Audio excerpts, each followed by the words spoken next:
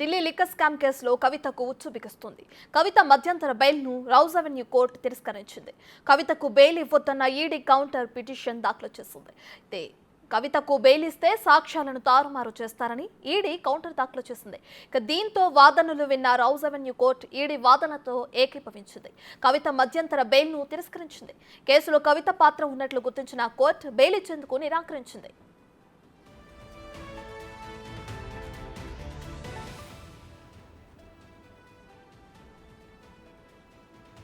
అయితే కవిత సాధారణ బెయిల్పై ఆశలు పెట్టుకున్నారు. ఏప్రిల్ 16న కవిత సాధారణ బెయిల్పై విచారణ చేపట్టనున్నారు న్యాయమూర్తి కావేరి పవిత్ర.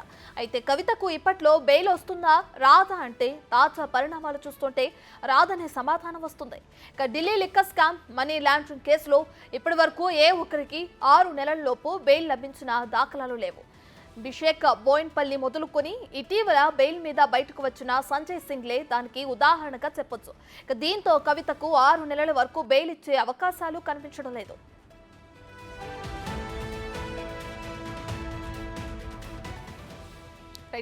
ఇదే అంశానికి సంబంధించి మరింత సమాచారాన్ని మా ప్రతినిధి శివ ఢిల్లీ నుంచి లైవ్ లో అందిస్తారు. సో శివ, ఇప్పటికే చూసుకుంటే ఢిల్లీ లిక్కర్ స్కామ్ లో అరెస్ట్ అయిన కవితకి మధ్యంతర బెయిల్ అని తిరస్కరించింది కోర్టు. అయితే దీనికి సంబంధించి కవిత ఇక సాధారణ బెయిల్ పై ఆశలు పెట్టుకున్నారు. దీనికి సంబంధించి కోర్టులో ఎటువంటి వాదోపవాదనలు జరిగే అవకాశాలు కనిపిస్తున్నాయి శివ?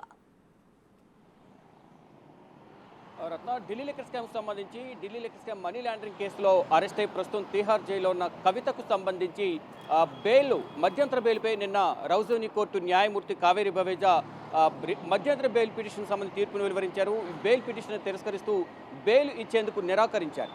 అయితే గతంలో ఏదైతే వాదనలు ప్రతివాదనల సందర్భంగా కవితకు బెయిల్ మంజూరు చేస్తే సాక్ష్యాలను తారుమారు చేసే అవకాశం ఉందని, బెయిల్ మంజూరు చేయొద్దని ఈడీ తరపున న్యాయవాదులు వాదనలు వినిపించిన నేపథ్యంలో ఈడీ న్యాయవాదులు వినిపించిన వాదనలకు ఏకీభవిస్తూ నిన్న బెయిల్ను తిరస్కరించారు. అంటే ఇప్పటి వరకు కవిత నుంచి సమాచారం సేకరించినప్పటికీ 10 రోజుల ఈడీ కస్టడీలో సరైన సమాధానాలు కానీ, ఈడీ కస్టడీలో విచారణకు సహకరించలేదంటూ ఈడీ అధికారులు అనేక అభియోగాలు నమోదు చేశారు. దానిలో భాగంగా కవితకు ఇప్పుడు బెయిల్ మంజూరు చేస్తే అసలు ఢిల్లీ లిక్కర్ స్కామ్కు సంబంధించి కవితనే కీలక పాత్ర వహించారు కాబట్టి, కీలక సూత్రధారిగా ఉన్నారు కాబట్టి కవితకు ఇప్పుడు బెయిల్ మంజూరు చేయొద్దు. మంజూరు చేయడం వల్ల సాక్షులను తారుమారు చేసే అవకాశం ఉన్నది. ఈ నేపథ్యంలోనే కవితకు బెయిల్ మంజూరు చేయొద్దంటూ కూడా ఈడీ వాదనలు వినిపించింది. మరోవైపు అభిషేక్ మను సింగ్ కవిత తరపున కూడా వాదనలు వినిపించారు. తన చిన్న కుమారుడి పరీక్షలు ఉన్నాయి కాబట్టి కుమారుడి పోషణలో కానీ కుమారుడికి అక్కడ పరీక్షల ప్రిపరేషన్కి సంబంధించి తల్లి పాత్ర కీలకమైనది. ఈ నేపథ్యంలోనే కవితకు 45 యాక్ట్ కింద నిబంధనల కింద కవితకు బెయిల్ మంజూరు చేయొచ్చు. ఒక లెజిస్లేటర్గా ఉన్నారు, రాజకీయ నాయకులుగా ఉన్నారు కాబట్టి మహిళకు బెయిల్ మంజూరు చేయొచ్చు అంటూ కూడా అభిషేక్ మను సింగ్ వాదనలు వినిపించారు.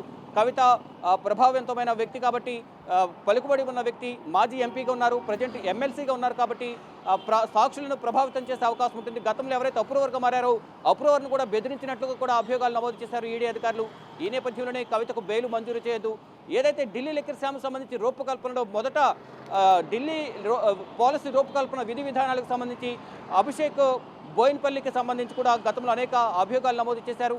దానిలో భాగంగా అంటే అభిషేక్ బోయిన్పల్లిని మొదట సౌత్ గ్రూప్లో సిబిఐ అరెస్ట్ చేసింది. అభిషేక్ బోయిన్పల్లి ఇచ్చిన సమాచారం మేరకు సిబిఐ గత సంవత్సరం డిసెంబర్లో 2022 డిసెంబర్ 11న కవితను విచారించిన తర్వాత మళ్ళీ ఈడీ అధికారులు నోటీసులు జారీ చేశారు. దాని తర్వాత మళ్ళీ మార్చి 15న ఈడీ అధికారులు అరెస్ట్ చేశారు.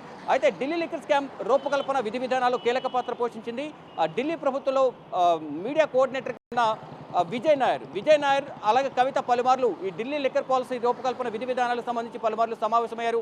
కవిత సూచన మేరకు ఆ ఢిల్లీ లిక్కర్ పాలసీ రూపకల్పనలో కూడా కొన్ని మార్పులు చేసినట్లుగా కూడా ఈడీ అధికారులు. అంటే కవితనే సౌత్ గ్రూప్కు సంబంధించి కానీ ఇటు నార్త్ గ్రూప్కు సంబంధించి ఢిల్లీ లిక్కర్ పాలసీ రూపకల్పనలో కీలకంగా వ్యవహరించారు అనేది ప్రధానంగా ఈడీ అభియోగాలు నమోదు చేసింది. దానిలో భాగంగానే ఏదైతే సౌత్ గ్రూప్కు సంబంధించి 100 కోట్ల కానీ ఢిల్లీ లిక్కర్ పాలసీ రూపకల్పన విధి విధానాలు మార్పులు చేర్పులో కానీ కవిత కీలకంగా వ్యవహరించారు కాబట్టి అనేక సాక్ష్యాలను, అనేక ఆధారాలను కవితకు వ్యతిరేకంగా మేము సంపాదించాం. కవితను మరింత విచారించాల్సి ఉంది.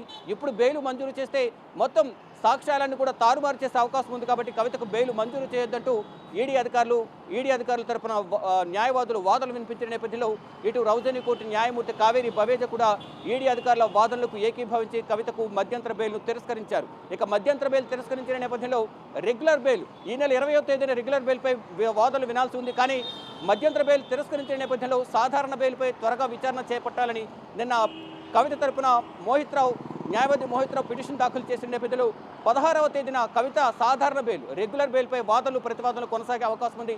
16వ తేదీనైనా బెయిల్ లభిస్తుందా అంటే గత పరిణామాలు చూస్తుంటే కవితకు బెయిల్ రాకపోవచ్చు అనే సమాధానం అయితే వస్తుంది. గతంలో మొదటి నుంచి కూడా ఒకసారి మనం జరిగిన పరిణామాలు చూస్తుంటే అభిషేక్ బోయిన్పల్లి నుంచి రీసెంట్గా రాజ్యసభ ఎంపీ ఆమ్ ఆద్మీ పార్టీ సంబంధించిన రాజ్యసభ ఎంపీ సంజయ్ సింగ్ వరకు కూడా మనం చూసుకుంటే ఏ ఒక్కరికి ఎవరికి బెయిలు మంజూరైన దాఖలాలు ఎవరికి కనిపించడం లేదు.